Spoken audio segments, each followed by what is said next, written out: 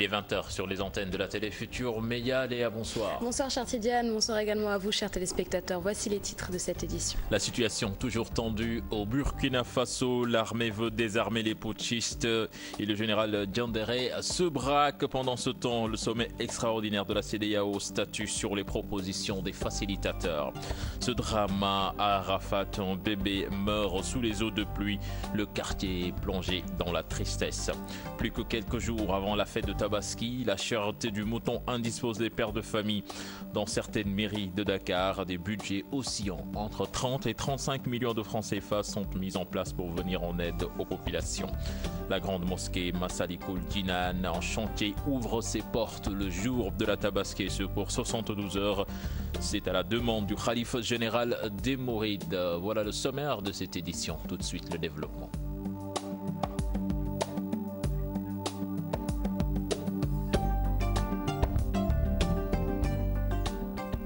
Bienvenue à toutes et à tous. Burkina Faso, l'armée veut mettre fin au coup d'État. Des colonnes de blindés sont arrivées dans la capitale pour désarmer les putschistes. Des putschistes, chère Tidiane, qui ne manifestent aucun signe de relâchement.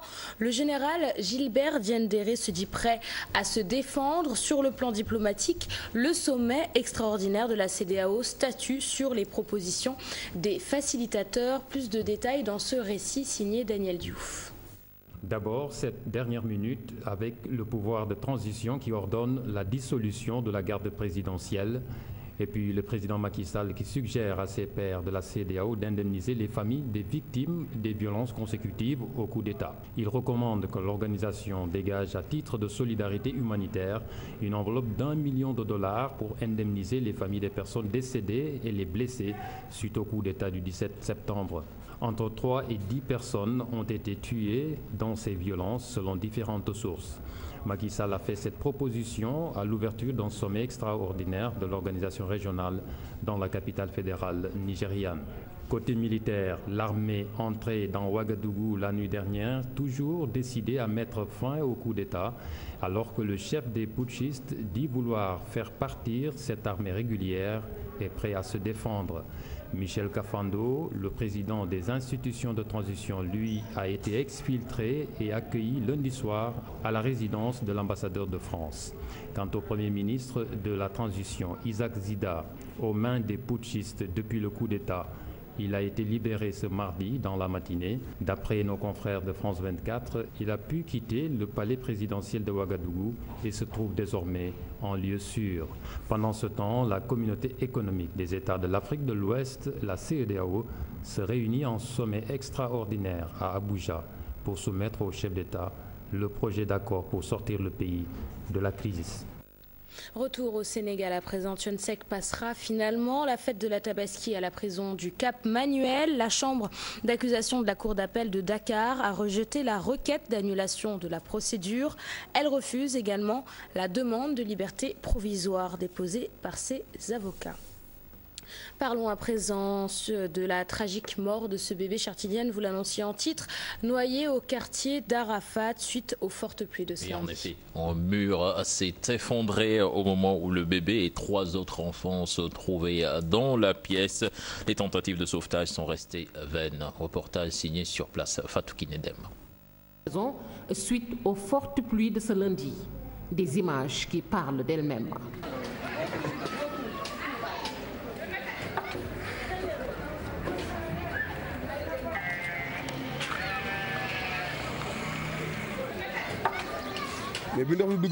Quand les eaux de pluie ont envahi cette maison, les femmes volaient au secours des enfants. Elles les ont amenés au domicile d'à côté. Le petit Alex était avec ses enfants. Malheureusement, le mur de la chambre où ils étaient s'est effondré. Le bébé n'a pas survécu. L'eau nous arrivait presque à la tête. Un père affaibli, une mère abattue. Quand je suis entré dans la chambre, je l'ai vu. Il était déjà mort. Alex Dacosta. Alex Dacosta, il s'appelait, il était sous les décombres lorsque son père est arrivé. Il l'a pris dans ses bras alors qu'il était déjà mort. La thèse d'une électrocution avancée. L'autopsie révélera les circonstances de cette mort. En 2012, un drame similaire avait frappé ce même quartier, Arafat. Et puis direction la région de Sédhiou, à Boudouk, où la foudre a fait 2 victimes ce lundi. Plus d'informations sur ce drame avec Bakary Kanté. La foudre a encore tué 2 personnes, un homme de 30 ans et une femme de 25 ans. L'incident a eu lieu aux environs de 13 h dans le village de Boudouk, près de la frontière sénégalo-gambienne. Les 2 individus étaient sous un arbre lorsqu'il pleuvait. C'est ainsi que la foudre est tombée sur eux. Les populations ont essayé de les évacuer en Gambie, mais ils ont succombé à leurs blessures. Rappelons que chaque année, la foudre fait des dégâts énormes dans la région de Sédhiou. C'est pourquoi les populations demandent l'installation des paratonnerres et parafoudres dans toute la région du Pakao pour éviter de pareilles situations. Encore des inondations dans la capitale du Rail. Des maisons et des mosquées se sont effondrées. Les pluies diluviennes qui se sont abattues sur la ville sont la conséquence. Les sinistrés ont quitté leur maison et appellent à l'aide des autorités. C'est une correspondance signée Charanta Diop et Seyla Terre. De fortes pluies se sont encore abattues sur Thiès, mais les dégâts sont énormes. Des maisons et des mosquées se sont effondrées. Il y a beaucoup de maisons qui se sont effondrées, particulièrement derrière moi. La famille Ndiaye, la famille de M. Fortez, la mosquée qui est à 2 mètres de chez nous est complètement foutue. Les populations du quartier Kermam El Hadj estiment que le défaut de canalisation est à l'origine de cette inondation. Cette sinistrée indexe directement Idrissa Seck. Le maire, là où il est, il m'entend. Je parle en l'occurrence du maire Idrissa Seck, parce que ce n'est pas la première fois qu'on est inondé. 2010, il y a eu un curage fictif. Ces services techniques lui ont trompé en lui disant qu'on a curé le canal, alors que c'était faux. Alors quand je me suis levée pour le rencontrer, il m'a dit, mais Ndeye Sokhna, comment ça se passe? Je lui dis que, mais le maire, c'est facile. Si on cure, on n'est pas inondé. On ne cure pas. L'inondation se produit. Un conseiller municipal de Thiès Nord dégage en touche et précise qu'Idrissa Seck n'y est pour rien. C'est vraiment trop facile d'accuser Idrissa Seck à chaque fois. C'est ce qu'on appelle faire de la politique politicienne. Tout un chacun sait que Idrissa Seck n'est plus le maire de Thiès. Il gère le conseil départemental. Il faut s'adresser au maire en question. Depuis que nous vivons à Thiès, on n'a jamais vu une pluie aussi abondante. Et une telle pluie ne peut pas se passer sans engendrer des dégâts. Selon certains témoins, une telle quantité d'eau de pluie n'est jamais tombée sur la ville depuis 1974. Direction Bombay, où également les eaux de pluie ont causé beaucoup de dégâts et les victimes ont pu bénéficier d'une enveloppe de 10 millions de francs CFA dégagés à cet effet. Et là-dessus, je propose d'écouter les explications de la présidente du conseil départemental, Aïda Mboto, au micro de Mohamed Jodio Pétala Samb. Dégagé une somme de 8 millions, je pense 8 millions 40 000. Donc la grosse partie est réservée aux imams pour un montant de 4 millions et quelques. Les indigents ont pris aussi quelques 2 millions. Les sinistrés, on a réservé 1,5 million et quelques pour les sinistrés, parce que comme vous le savez, les inondations ont fait beaucoup de dégâts et nous avons pu assister à l'occasion de la préparation de la Tabaski, les sinistrés effectivement dont les maisons ont eu des dommages. Au plan politique aussi, nous avons assisté les femmes comme de tradition. Je pense que depuis 20 ans, chaque fête de Tabaski, nous assistons les femmes. Louga, contrairement à l'année dernière, la région est très bien arrosée par les eaux de pluie. Au niveau des postes de la météorologie, on a même constaté un excédent pluviométrique, une situation qui rassure les paysans car jusqu'à présent les cultures se comportent très bien. C'est une correspondance signée Tierno-Fall. Malgré le petit retard pluviométrique constaté dans la région au début de l'hivernage, à Louga, les paysans se réjouissent du bon comportement des semis dans les champs. Quand les autres régions étaient déjà dans l'hivernage, nous on attendait la pluie. Mais Dieu merci, à un moment donné, la pluie est venue. Actuellement, l'arachide est en stade de gynophorisation, formation de gousse. Le niébé, c'est stade de maturation et début floraison. Le mil, stade épiaison et stade laiteux, grain laiteux. Les nouvelles variétés d'arachide que les producteurs ont reçues dans le cadre de la reconstitution du capital semencier se comportent encore mieux. Nous sommes aujourd'hui dans la parcelle de multiplication des semences de Massamba Thiam. Bon, il a obtenu ses semences de pré-base à partir de l'ISRA. Il y a deux nouvelles variétés. La première, c'est la GC 835 qui fait 6,5 hectares et la 73 911 3,5 hectares. Après la multiplication, ces nouvelles variétés seront vulgarisées dans toute la région. Massamba Thiam, cette année, a fait son travail.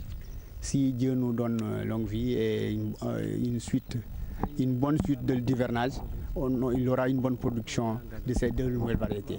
Et là, on pourra peut-être multiplier ça en R1. Pour faire un bilan à mi-parcours de l'hivernage, la Direction régionale de développement rural de Louga avec les opérateurs semenciers ont effectué une visite sur la parcelle de multiplication de semences de Massamba Thiam située dans la commune de Ndiagne. Plus que quelques jours avant l'Aïd el-Kébir à Dakar, les moutons ne manquent pas. Pourtant, nombreux sont ceux qui n'ont pas encore acheté leurs bêtes. Face à la cherté du bétail, certains s'attardent et attendent la bonne affaire. Mame Biram Diouf. L'abondance des moutons au niveau de ces espaces n'enlève en rien la flambée des prix. Trouver un bélier qui lui convient n'est pas chose aisée pour cette dame qui est prête à dépenser 50 000 francs pour une tête.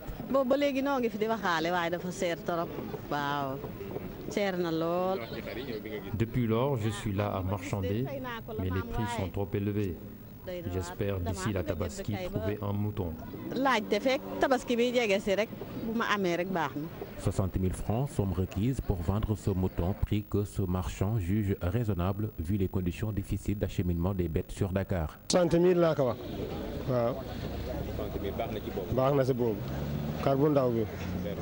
Je lui ai dit que ce mouton coûte 60 000 francs. Les bêtes viennent du Mali.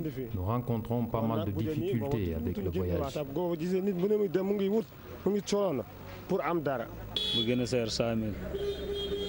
Les prix aussi entre 100 000 et 50 000 francs. Ce sont des prix qui ne varieront pas tant que le coût du transport reste élevé. Ce monsieur, lui qui a fini d'acheter, trouve plutôt que les effectifs importants des moutons notés vont de pair avec les bourses, petites ou non, chacun peut y trouver son compte. J'ai trouvé un mouton à 90 000, ça me convient. Et je conseille aux autres de vraiment choisir des moutons à la hauteur de leurs possibilités, quoi. À quelques jours de la Tabaski, ils sont nombreux à faire pieds et mains pour se procurer un mouton. Qui sait, peut-être d'ici peu, les prix seront revus à la baisse. Mame Biram Diouf, la délégation générale à la protection sociale et à la solidarité met plus de 600 béliers à la portée des nécessiteux. Une manière pour elle de les permettre de célébrer décemment la fête de Tabaski. Reportage signé Chortuyan John et Mohamed Dia. Et 600 béliers pour les nécessités de Dakar. La cour du lycée moderne de Dakar est transformée en un enclos pour garder les bêtes destinées aux démunis. Une manière pour le département de la solidarité de permettre aux bénéficiaires de célébrer la Tabaski.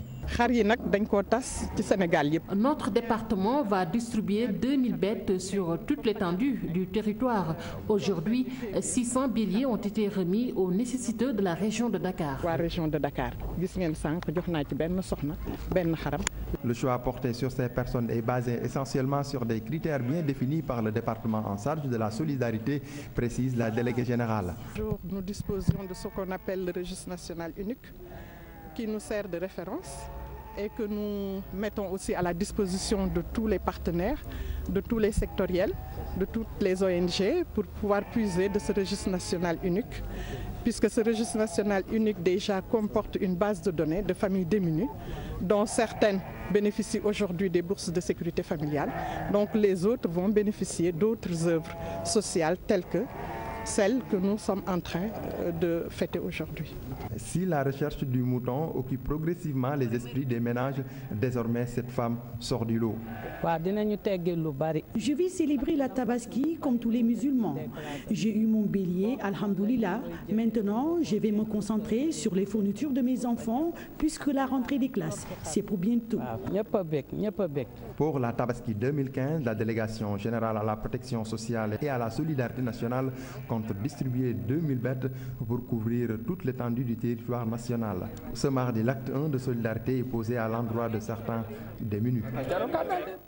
Nous restons avec la solidarité pour la fête de la Tabaski. Chère Tidiane, certaines mairies n'hésitent pas à faire dans le social et à distribuer de l'argent. C'est le cas à la commune de Grand Yoff et Dieuppeul-Derklé.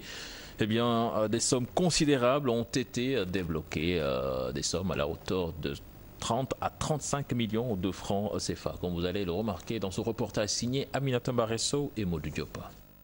Sur cette liste des noms de personnes ayant bénéficié des aides sociales pour la Tabaski, la commune de Grand Yoff décaisse près de 30 millions de francs CFA pour les nécessiteurs. 3000 demandes la ñu amoon 3000 demandes yoo xam ne ñi ngi ko am fii ci mairie Grand Yoff population Grand Yoff.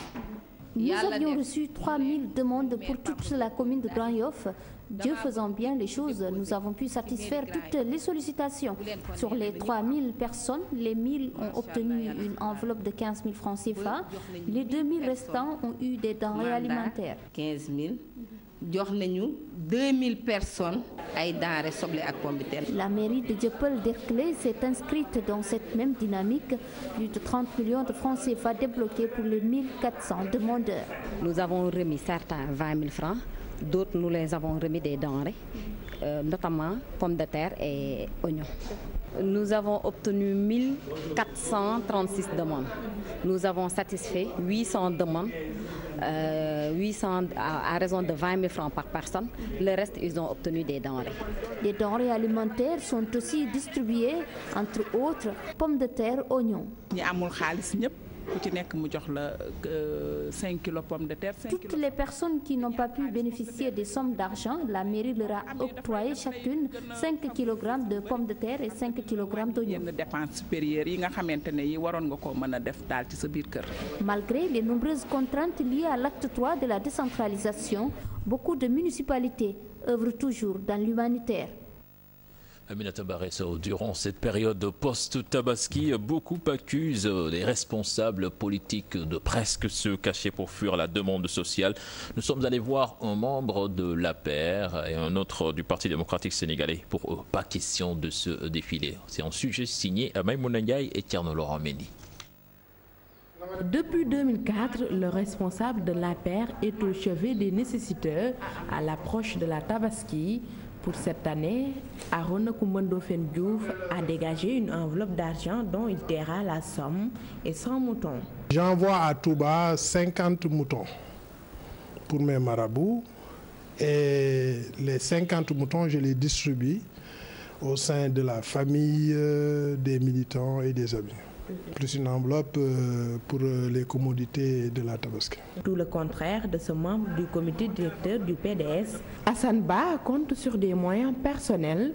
Il affirme que les temps ont changé. Chacun avait ses activités et chacun avait l'habitude peut-être de régler ses problèmes. Certainement, malgré la dureté de la vie, les gens quand même se positionnent par rapport à leurs besoins, par rapport à leur avoir. On est obligé de faire ce qu'on peut. Et dans la pure tradition, des fois on offre quelques moutons, des fois c'est de l'argent qu'on partage, compte tenu de la situation qui fait qu'on ne peut pas assouvir tous les besoins. À cette période, les sollicitations se multiplient donc du côté des hommes politiques. Un téléphone qui ne cesse de sonner, mais pour nos interlocuteurs, il faut juste jouer franc jeu. Je pense que tout bon leader ne doit pas se cacher ou bien éteindre son téléphone, etc. parce que c'est des sollicitations normales. C'est une aide qui va même en synergie avec notre religion. En tout cas, en ce qui me concerne personnellement, je réponds au téléphone. Franchement, il n'y a pas du tout un seul appel pour lequel je ne réponds pas. Je réponds et fièrement d'ailleurs, quand on me pose des questions, je réponds sérieusement. Si je peux, mais je participe. Si j'ai des difficultés, je dis écoutez, cette fois-ci vraiment, ce n'est pas le bon moment, malheureusement. L'Aïd el-Kébir, c'est aussi une question d'entraide pour ses responsables politiques. Actuellement, beaucoup de leaders ne comptent que sur des fonds propres pour soutenir leur base. La Tabaski est presque là et on constate la hausse du prix du transport en commun. Pour rallier le sud du pays, il faut ajouter 1500 francs au prix initial du ticket de bus. Une situation que les usagers trouvés sur place à Grand-Yoff déplorent. Ils appellent aux transporteurs de se départir de ces mauvaises habitudes. Un reportage signé Fatima Ba et Mohamed Dia. Moutons, oignons, pommes de terre, Fatou Diatta a tout ce qu'il faut pour la fête de Tabaski, une fête qu'elle veut passer avec sa famille à Ziguinchor, mais c'est sans compter avec le coût du transport qu'elle juge trop élevé. J'ai acheté tout ce dont j'ai besoin pour la fête de Tabaski. Maintenant, je vais aller à Ziguinchor pour passer la fête avec ma famille. Mais le chauffeur exagère. Il me demande 25 000 francs pour les bagages et 8 500 pour mon transport. C'est trop. Je n'ai pas cette somme.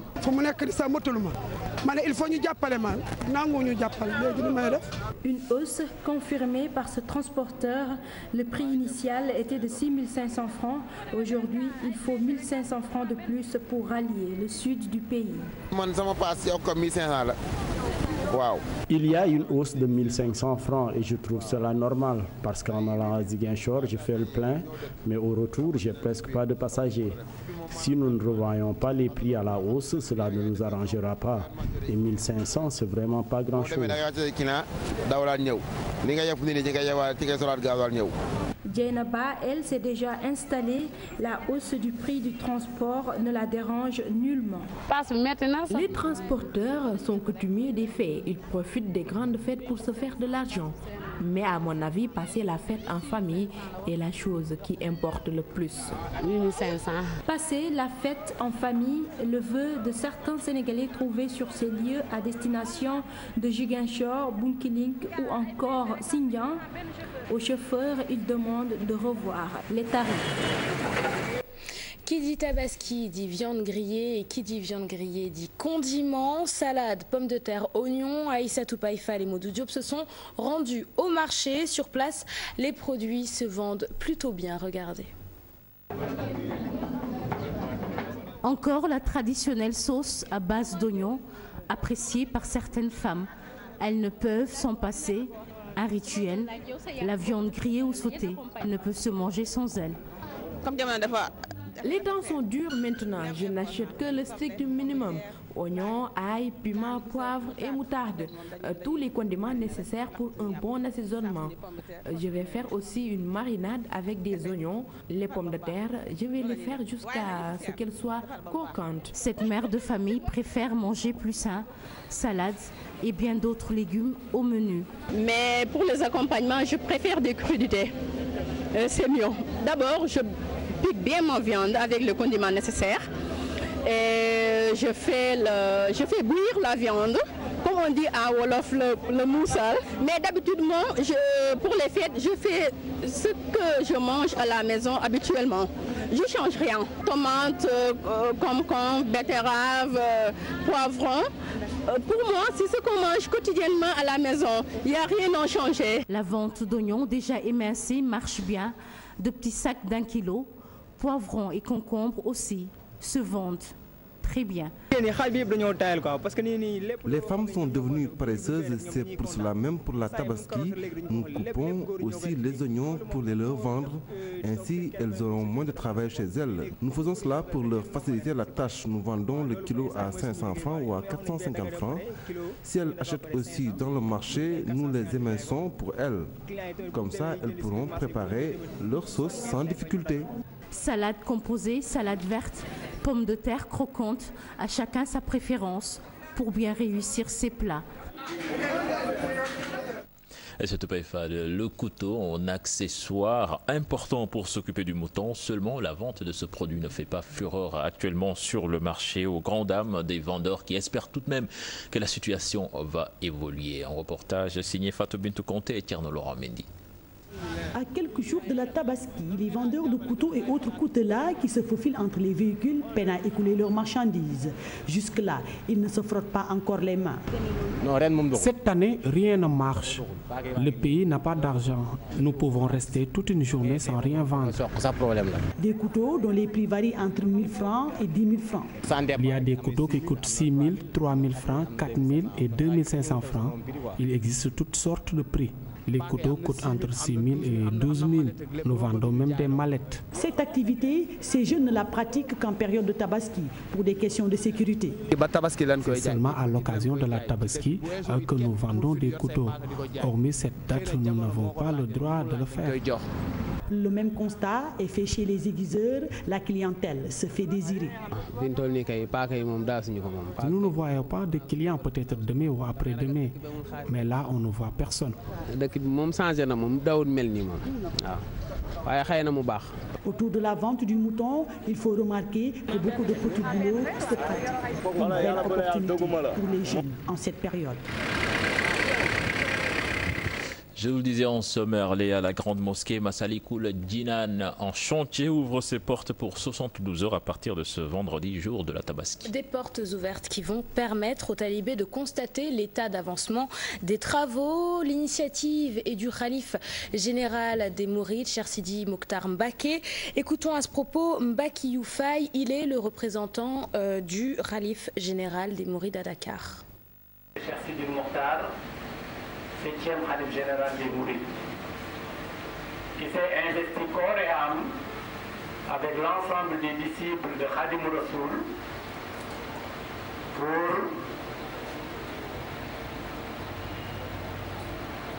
terminer les travaux qui ont été entamés par ses prédécesseurs.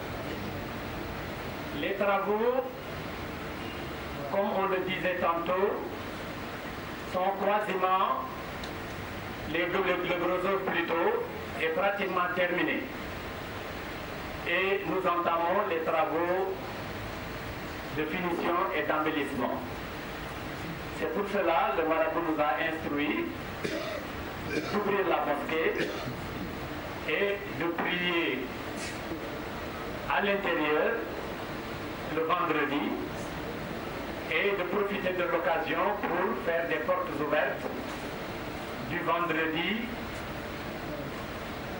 25 au dimanche, je pense le 1er novembre ou le 2 novembre, le 3 novembre. C'est pour cela que nous invitons toute la communauté musulmane et tous les disciples mourides de venir prier avec nous pour constater l'état d'avancement des travaux. Et nous profitons de cela pour lancer un appel à tous les fidèles et à tous les musulmans d'une manière générale pour venir découvrir les travaux de la mosquée Massalikoul Djinan. L'actualité internationale nous mène en Russie et en Côte d'Ivoire, mais tout d'abord en Somalie où l'explosion d'un véhicule piégé a fait 7 morts. Je vous propose de suivre ce récit de Daniel Diouf. Au moins 7 personnes tuées et 10 autres blessées dans l'explosion d'un véhicule piégé lundi près de l'entrée de la Villa Somalia, ce complexe ultra sécurisé qui abrite la présidence somalienne ainsi que les bureaux du Premier ministre à Mogadiscio. L'explosion n'a pas été revendiquée dans l'immédiat, mais les islamistes Chebab sont indexés puisqu'ils sont habitués à mener des attaques notamment à Mogadiscio. Le procédé étant le même, ils utilisent souvent un véhicule piégé conduit par un kamikaze pour ouvrir l'accès à des assaillants. La plupart des victimes sont des civils. En Côte d'Ivoire, des candidats à l'élection présidentielle d'octobre prochain, membres de la coalition nationale pour le changement, appellent leurs partisans à une marche pacifique de protestation dès lundi prochain devant la télévision nationale et la commission en charge de l'organisation du scrutin. L'opposition regroupée dans la coalition nationale pour le changement accuse le président Alassane Ouattara, candidat pour un second mandat, de s'être approprié la télévision nationale pour faire sa propagande. La coalition nationale pour le changement demande également la recomposition de la commission électorale indépendante, la révision de ses attributions et de son code de fonctionnement. Enfin, la Russie qui a déployé 28 avions de combat sur un terrain d'aviation dans la province de Latakia, c'est dans l'ouest de la Syrie. C'est ce qu'ont indiqué des responsables américains. Pour ces experts, Moscou est désormais prêt à mener des opérations militaires sur place. L'une de ces sources confirme en outre la présence d'une vingtaine d'hélicoptères russes de combat et de transport. Ce responsable américain a également indiqué que la Russie opérait des drones au-dessus de la Syrie sans donner plus de détails. Merci Daniel Diouf. C'est la fin de ce journal. Léa, on se donne rendez-vous demain. Ah oui, avec plaisir, cher Tidiane.